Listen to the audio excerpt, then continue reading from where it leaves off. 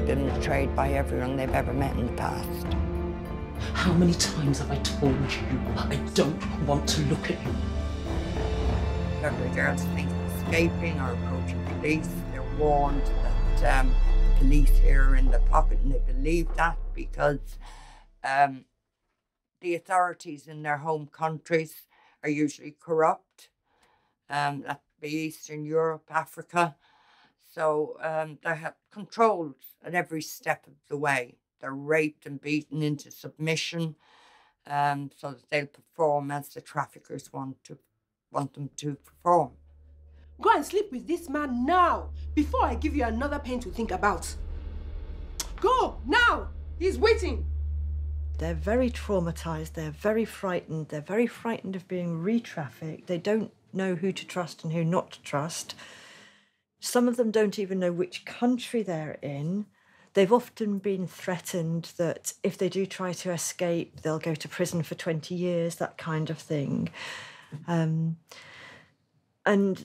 the shame at the sexual abuse, at what they've had to do sexually, often prevents them from talking about that. So they will make something up that isn't true out of panic.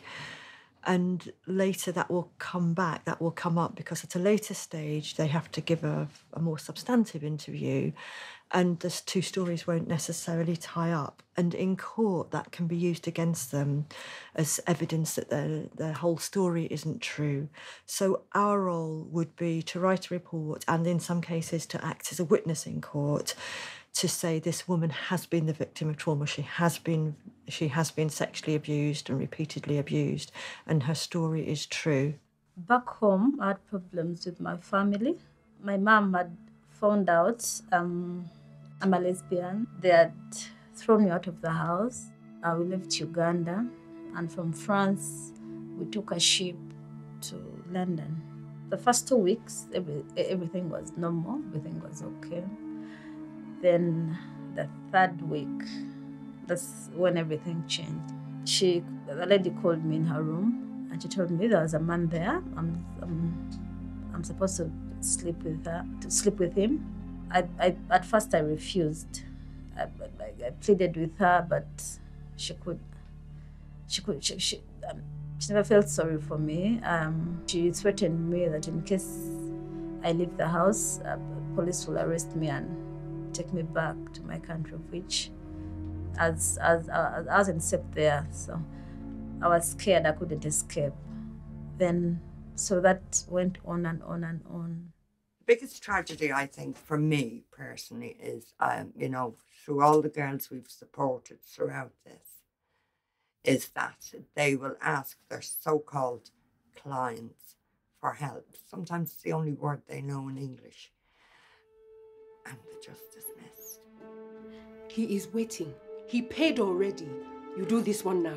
I can't. It's too painful. I need to go to the hospital. I'm not making this up. No hospital. No. Do this one now, and then you can take a rest. Eh?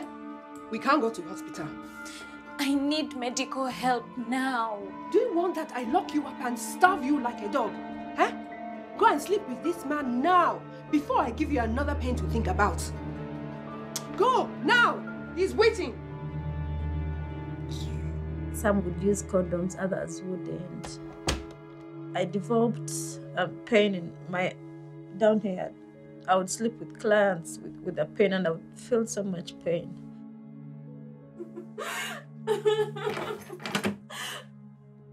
You have another one in half an hour. Go and get a shower and you'll be okay.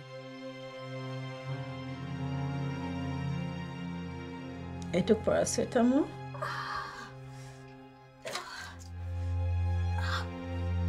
As I was taking it, she came in with a man. She told me to go and sleep with him. I told her I couldn't because the pain was too much. We took you to the hospital. What are you complaining about now? You work me so hard. I'm so tired. All the time I'm tired. Work is tiring. Rent needs to be paid. Get into your room and wait for the next customer. No, I'm not waiting anymore. I am tired of waiting. No more waiting. Come back here. Come back. I ran out She came running after me. I met a man. Excuse me? Yes? Do you know where the police station is? I'm sorry, I'm not from around there.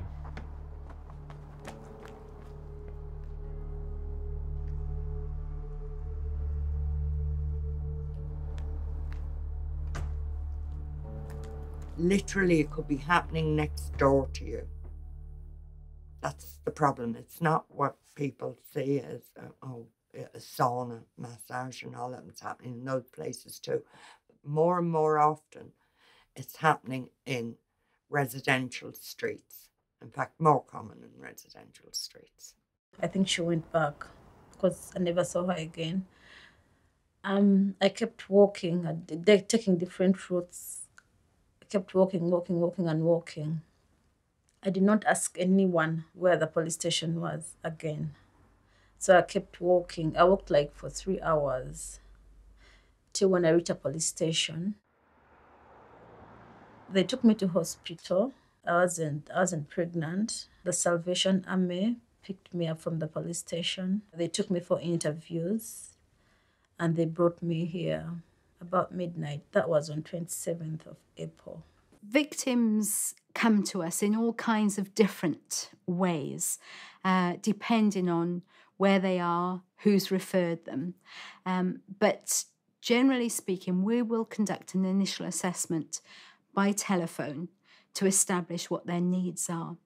And then following that assessment, following making the arrangement with the accommodation, the appropriate accommodation for the victim, then we'll arrange transport for them. And we do that through a network of volunteers. So we have Salvation Army personnel all over the country who are ready and able to provide that transport. This is one of the really good things about the contract, in that we're able to begin to show the victim some care, begin the process of giving them a sense of value, that somebody cares about them enough to take them on this journey. And so we will then transport them to the safe house and show them that we're bothered. So I've been here since that time. They got me a solicitor. I'm seeking asylum here. They give me accommodation. They pay me £50 every week. The main thing is to reassure them of their safety, that they are in a safe place, and that we will support them through whatever process. Healthcare has got to be a priority, you know. Getting sexual health checks is a big thing. GP registration, supporting them to attend those appointments, getting them legal advice if you know, they're from outside the EU, and supporting them through the whole asylum process. The next stage of the work is we would offer women one-to-one therapy, and the therapist goes into the hostel, and if a woman wanted that, she would have her appointment slot and she would have her weekly session. Sometimes, not very frequently, but a woman is very ill and has been pushed over into a psychosis as a result of all that she's lived through. And in that case, we'd be working very closely with the hostel staff to enable a woman to get the help that she needs. So there have been women who have had to be hospitalised within the first days of arriving, who might have been hallucinating or having very serious symptoms. So in those cases, women would move out of the hostel into a hospital to get specialised psychiatric care. But for the women who remain in the hostel, which is nearly all of them, we'd offer to work with them weekly. And one of the challenges is that women stay in the hostel for a short period now. In those cases, we would offer to women to come here. That's why we have these rooms in this building in King's Cross, where women who've moved on from the hostel can carry on with the work, because it is long-term work. Sometimes it's a lifetime from infancy of abuse, and you can't recover from that in a few weeks. So we would encourage women to engage for as long as they're able to. Sometimes what interrupts that is that women are sent to Leeds or Land's End or far away, in those cases, we research what was available locally and try to set something up for women who want it, where they're moved on to. But it is much better if you can do the work, carry on doing the work with the same therapist who was with you when you first arrived. The Salvation Army provides the support for the 45-day recovery and reflection period.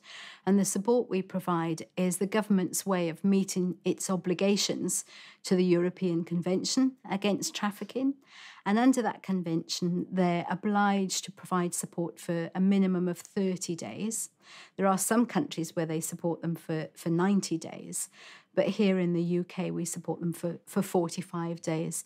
I think, to be frank, it is more like a triage level of support where we're helping the victim to recover their status quo, helping them to think about their options for the future, receive the immediate support and advice that they need, whether that's medical services or legal advice, immigration advice, and then begin to talk to them about the options for when they leave the service after the 45 days or when they get their decision. One of the challenges is that women are only allowed to stay for such a short period in the hostel. And if you think how much trauma they have experienced, and some of them don't even know what country they're in, it's pitifully short. It's not long enough for them to get anywhere near being well enough, I think, for another change and getting used to more people.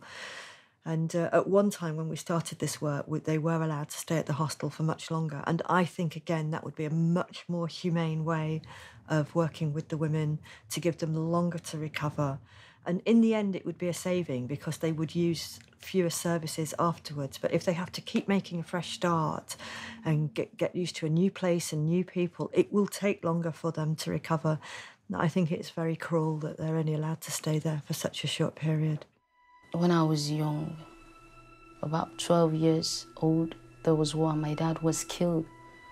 And then I had to flee with my mom and my sister. I was walking along the street one day close to a restaurant. I met this man. He said hello to me. Every day we see there, we talk. I told him everything. He felt for me, I thought he was so kind, and gradually I started trusting him.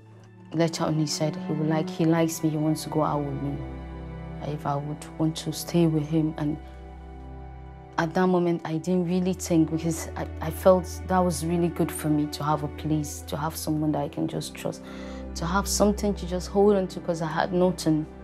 Everything I have is destroyed in the north. Where we were then, I knew nobody, so I needed something. I needed somebody to hold on to, and I met this man that was so kind to me. So I felt it's the right thing to do.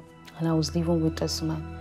And then he started sleeping with me and making me do bad things. Then later on, he started making me to sleep. He would bring other men, he would make them to sleep with me. The reason why I didn't leave, because I felt, okay, this man wants to help me to travel out. I'll have a better place. Maybe when I'm gone, I will stay away from him. But I don't really know how things would be. I was afraid and I was confused. I wanted to maybe go back and stay with my mother, but my mom was so sick and she was so down. There's no way she cannot take care of me. When women have been, or anybody has been repeatedly abused, they will begin to believe that they deserve that it's something about them that has invited the abuse and that they don't deserve better. And so the therapist would take a woman back to what made her vulnerable in the very first place, which is very often something that happened in childhood, like the loss of a family to keep her safe. And through going back historically to when the troubles began, the trouble in her life began, it enables a woman to believe that she didn't deserve it then, and she hasn't. She's got caught up in a chain of events that started many, many years ago, and that everything that has ensued that's been really bad, including the trafficking, including the forced sex work and all the other things that she might have had to do, weren't her fault. It was a chain of events, and that she wasn't responsible for the initiation of that. And I think when a woman can see that, sometimes women for the first time actually believe that they deserve a good life, they are a good person and they deserve a good life. So Our mission statement is to enable women to live safely and with dignity, and it's about a woman finding her dignity, because if a woman doesn't find that, she'll be very vulnerable to exploitation again. So that takes a lot of doing. It takes a long period. It takes the time that it takes. It can take years, and we do work in some cases with women over a period of years. And our work is done when a woman can feel that she didn't deserve any of this and that she is a good person and she's entitled to live safely and with the dignity that we all deserve. She said, well, you're going to travel. You'll have a better life. I'm going to come to, he said, England. He took me to the airport, but I came here all alone. A man came to pick me up, and then he took me to his house.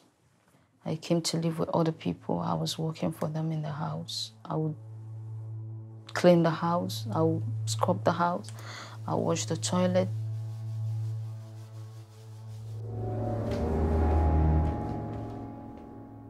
You're in my way. How many times have I told you I don't want to look at you? Sorry. Clean at night so I don't have to see you.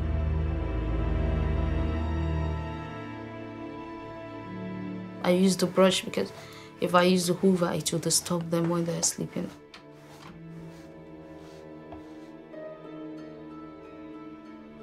One day she came into the room and she saw me crying and she started shouting that she would beat me. She said, I'm not grateful that I'm having food to eat, that she don't know what I'm crying for.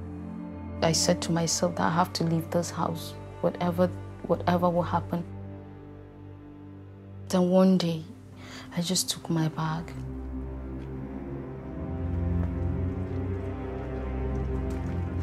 And then I opened the door, nobody knew. That was how I ran away.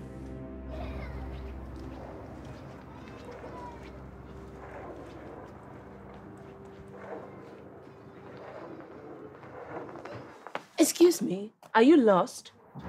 Yes. I had to run away. I have nowhere to go. I don't know what to do. Come with me. My name is Kaya. What is yours? Esther. Don't worry, I won't do anything bad to you, eh? Come on, let's get you some food. She just followed her good heart and she took me to her house. I know she doesn't know me, that she's also afraid of taking me in. She took me to church where women were having meeting in their church. And she wanted to help me, and then she talked to them about me, that place she need help for me. And that was where one woman said she knows somebody that can just offer me a place to stay for some time before I sort myself out. But all the people I've stayed with, they are scared of keeping me for long because when they get to know that I don't have papers, they will want me to leave because they are scared. They give me money, £10, £20 to buy my other things that I need. That's how I kept living from people to people. And then there was this woman that offered to help me. She kept me in her house. While I was in her house, her husband slept with me.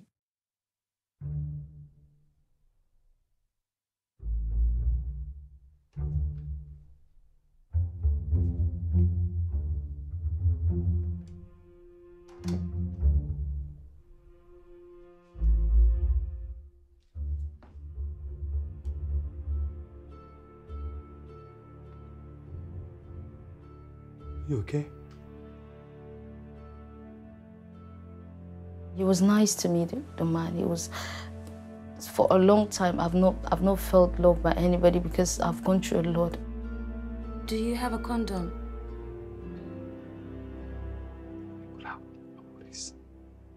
Always like I live my life just like a slave to people. So when this man was nice to me, I was like a bit close to him.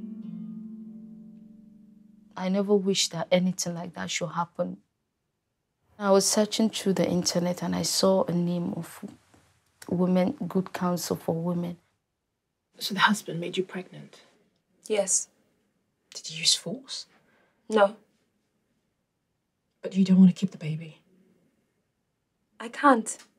I have no way to care for a baby at the moment. They asked me a lot of questions about myself. That was how they got to know about how I came to the country. They asked me to come back another day. But then when I went, because of the stress, I don't sleep. I was always crying. I was confused. Then later on, I had a miscarriage. When I went back to them, that was when they said, "You've done the right thing. You were tricked to come here. You were trafficked. What we need is to get you to a safe house as soon as possible, I think." What is going to happen to me? Are they going to send me home? You've got at least 45 days in a safe house. I can't go home. My life back home was worse than here. Please, let's just concentrate on the safe house for now, okay?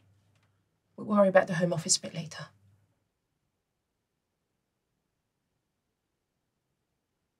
The time it takes for them to get their status in the UK can vary, and it's a painful process because the border agency doesn't always believe their experiences, shall we say, call it your history. It's helpful if they get a positive decision in the trafficking claim. That can be helpful, but it doesn't necessarily speed up the asylum process. That varies greatly between the time they arrive in the UK and the duration of their stay in the UK preceding making an asylum claim. Some are held in captivity for years. Some of them escaped and have lived below the radar. That brings its own problems. But it can vary widely about how soon they get their status. What I wish is that when women have escaped and met the police and been brought to the safe house and met with us, that we would be able to write some kind of report, document, authenticating what they have lived through, and that would be sufficient for them to bypass the UK border agency and the British legal system having to go to court, because that's another trauma. Women who have been sexually abused are terrified that they won't be believed. And then they go to court and they are frequently not believed in court in a public place. And that in itself is very humiliating, and it compounds the trauma.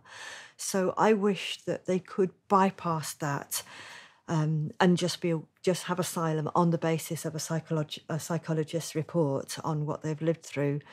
And very frequently, that is the place that you arrive at in the end, but women have been put through a lot en route to getting there. So one of the women I worked with, she'd had 2 babies, the father of whom was the trafficker, and she escaped from the hospital when the second baby was newly born. And she wasn't believed and ended up being arrested on passport offences and served 6 months of she was sentenced to a year, of which she served 6 months in prison. She was not believed then by the asylum court, and only at an appeal where I was able to go as a witness for her was she finally awarded asylum, because the judge asked me why I should be believed when previous courts, criminal court and immigration courts and the UK border agency didn't believe her. And I just said simply, anybody can make up a story, but you can't pretend to be afraid, because I had been with that woman when she was absolutely terrified of being sent back. And she was, at that stage, she was granted asylum. But what a waste of public resources, what a waste of funding, and how inhumane to put somebody through prison, separation from her babies, court hearing after court hearing to arrive at that point. I think it's a very inhumane system. I think it's cruel to women to make them take on the British legal system at a time in their lives when they are so vulnerable and so frightened. So that's what I wish. I think we should have a system where they can just have have a thorough assessment with a psychologist and have a report that enables them to bypass that. Then if they do get the legal status, we help them to access, maybe privately rented accommodation, because we're all well aware now that in the UK, social housing's at a premium, so they don't always qualify for either. So we support them to access that, and it might be approaching a charity for deposits, rent deposits and such like. We will take them to Department of Work and Pensions and get a national insurance number for them. Also, while they're here, we're trying to prepare them for the future where possible, get them some voluntary work with the agreement of the border agency, because they can't just go out and get work. So we're preparing them for the future while awaiting decisions. For the first time, I felt free in my life, free that I could eat what I feel like eating or what somebody wants me to eat. And the people here, the staffs, they are so nice to me. We have committed volunteers that will come in and mentor the women and, you know, help them rebuild their lives and build their aspirations for the future, and trying to, while they never forget what's happened in the past, they can change their futures. And it's building that into them every single day, you know, reassuring them that there is a brighter future out there for them and they are safe now and they can go forward. We've had a great measure of success with that. Lots of our women have gone on to lead very productive lives. I think the danger with women who we just work with for a very short period is that they will be very vulnerable to re-trafficking. And some of these women have a developmental difficulty. That's what has made them vulnerable in the first instance to traffickers. So to give you an example, one of the women I worked with, one of the first women I worked with, didn't believe the doctor who told her that she was HIV positive, but believed a trafficker who asked if she'd like to go to Disneyland, because she had very poor judgment of who was her friend and who wanted to hurt her. And that's very common with these women. And if we can work with them long enough, hopefully we can enable them to have a better judgment. And one of the risks of working over a very short period, just a few sessions, is that women are still very poor at judging who wants to hurt them. And we have worked with women who we know have been re-trafficked. And some women are very afraid of that legal system, of taking on the courts, and they will disappear from view. They are lost to us because they're very frightened of what they have to go through. So some of the women just disappear into the black economy and homelessness, and we don't know what becomes of them. All I wanted in my life is to be in a place where I can be safe, where I can feel safe, where people can even show me that I'm a human being that would love me, but not to treat me like a slave or to treat me like, because I don't have papers. If I stay with people, they later on change to me, but here, they love me so much, they care about me so much, and I feel very much at home here.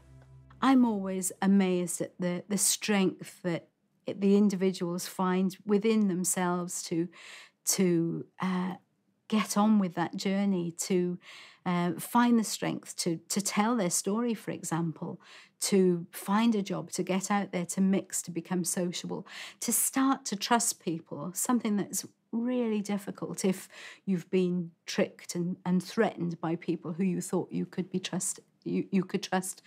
But it is a long journey. There's no two ways about that. And victims do need other people around them and other agencies and frankly, friends who will support them on that road to recovery.